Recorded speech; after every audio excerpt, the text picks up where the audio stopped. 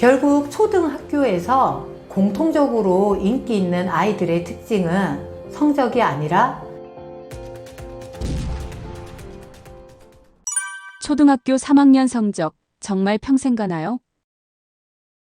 근데 그거 보면 요즘에 많이 출간되는 책들에서도 보면 초3 공부법, 초3 수학법 이렇게 있거든요. 평생을 결정한다. 사실 그거는 이제 어떤 출간을 하시는 출판사나 작가님들이 조금 더 이제 강조하는 부분이긴 한데 어느 시기라도 사실 그냥 매일매일을 충실하게 꾸준히 보내는 게 저는 중요하다고 생각하거든요. 어떤 결정적 시기는 사실 개인마다 다르다고. 그러니까 초3이라고 단정 짓기보다는 우리 아이가 뭔가 폭발적으로 사고가 이렇게 성장하는 시기가 있거든요. 그 시기를 포착하는 게 더 중요하지 않을까. 저는 그런 생각을 가지고 있습니다. 사실 근데 그걸 판별해 내기는 쉽진 않더라고요. 근데 이제 나중에 돌이켜보면 우리 아이가 그때 많이 이렇게 성장했구나. 그런 걸 이제 알아보려면 그냥 평소에 아이와 관계도 중요하고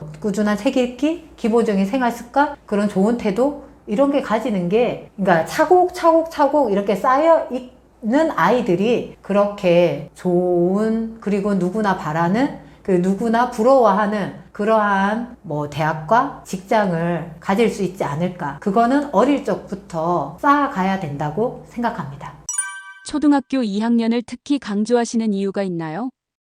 사실 초등학교 1학년 입학을 강조하는 책은 정말 많더라고요. 근데 보면 3학년을 또 강조하는 책도 많고요. 근데 2학년을 생활에 대해서 써놓은 책은 진짜 손에 꼽을 정도이더라고요. 근데 이제 1학년 때 아이들이 잘 입학을 했다면 그 2학년 때 생활이 잘 또 쌓아져야만 3학년 때 그 어려워지는 시기를 저는 보낼 수 있다고 생각을 했기 때문에 제가 또 교사로서 보냈던 그 3, 4년간이 바로 2학년 담임을 했었거든요. 그때 봤던 아이들의 모습을 보면서 2학년 생활에 관한 것도 부모님들이 좀 알면 좋겠다. 그리고 선생님들도 좀 관심을 더 가져주고 학급 경영을 하면 좋겠다라는 생각으로 그 이야기들을 썼고, 근데 쓰면서 그런 생각들을 좀 더 확고히 가지긴 했습니다. 사실은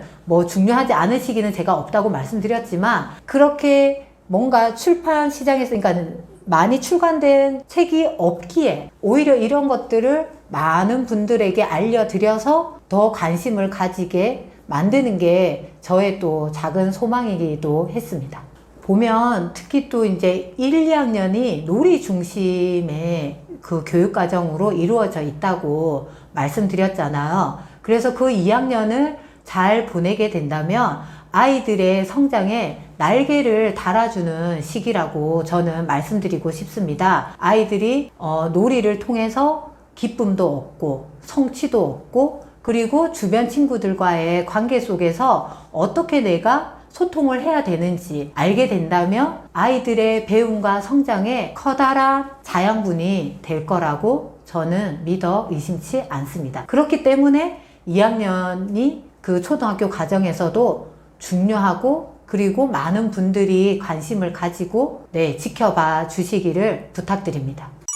학급에서 인기 있는 학생들 특징이 있나요?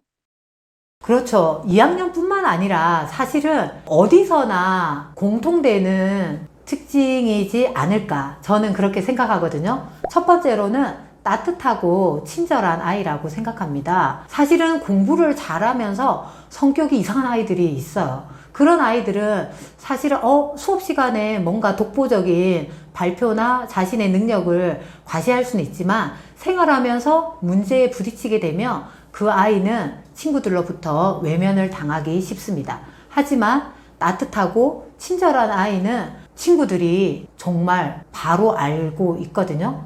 그 친구와 같이 있으면 편안하고 자신도 같이 따뜻해지고 뭔가 생활이 안정적으로 되기 때문에 그런 친구들 주변에는 또 좋은 친구들이 자연스럽게 모여들게 되고 모든 활동을 할 때도 되게 원만하게 그 수업도 잘 진행이 됩니다. 그리고 또 두 번째로는 함께 나누고 즐거움을 주는 아이들입니다. 사실은 초등학교 교실에서 나눌 게 뭐가 있냐라고 생각하실 수는 있지만 본인이 알고 있는 지식, 또 친구들한테 잘 알려주는 친구, 그 다음에 학용품이 없을 때 내 것을 빌려주는 친구, 내 거 이거 사용해봐. 또는 말하기도 전에 그런 요구를 어른보다도 더 주변 친구가 무엇이 부족한지, 무엇이 필요한지 캐치해서 빌려주는 또 친구들도 있거든요. 그런 친구 주변에는 정말 많은 친구들이 모여 있고, 그리고 방과 후에도 보면 내가 뭐 간식을 사 먹는데 자기 것을 이렇게 나눠주는 친구가 있어. 근데 자기 것을 나눠주고 꼭 돌려받겠다는 친구가 있거든요. 그런 친구는 꼭 문제가 생기더라고. 상대방 친구는 나는 네가 사주는 줄 알고 먹었는데 다음날 됐더니 너 그거 내가 1,000원을 주고 산 거고 너는 500원을 줘야 돼. 이렇게 말하는 친구가 있거든요.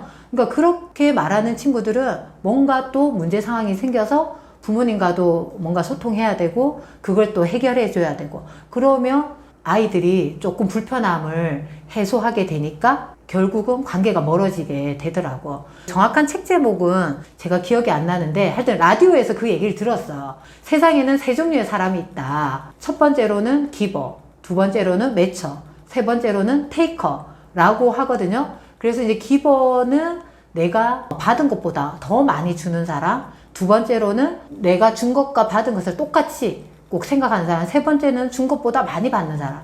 근데 결국 성공하는 사람들을 보면 기버가 훨씬 많다고 합니다. 그래서 제가 아이들한테도 이 얘기를 해줬었는데요. 아이들 세계에서도 이렇게 기버로 사는 친구들이 인정도 받고 그리고 인기도 많고 본인 스스로의 어떤 성장의 속도도 다르기도 합니다. 그런 아이들이 또 임원 선거에서도 또 많은 표를 얻어서 당선되기도 하고요. 그래서 그러한 태도를 가지는 것이 꼭 필요하다고 말씀드리고 싶습니다. 결국 초등학교에서 공통적으로 인기 있는 아이들의 특징은 성적이 아니라 정서와 관계에 기반한 친절한 태도라고 저는 말씀드리고 싶습니다. 아이들이 생활하는 그 공간에서 따뜻한 관계를 유지하는 친구들이 결국은 좋은 관계를 지속적으로 유지하고 성장의 발판을 마련하고 좋은 열매를 맺는다고 저는 23년간 생활하면서 지켜봐 왔습니다. 그래서 부모님들께도 그런 부분을 강조해서 말씀드리고 싶습니다.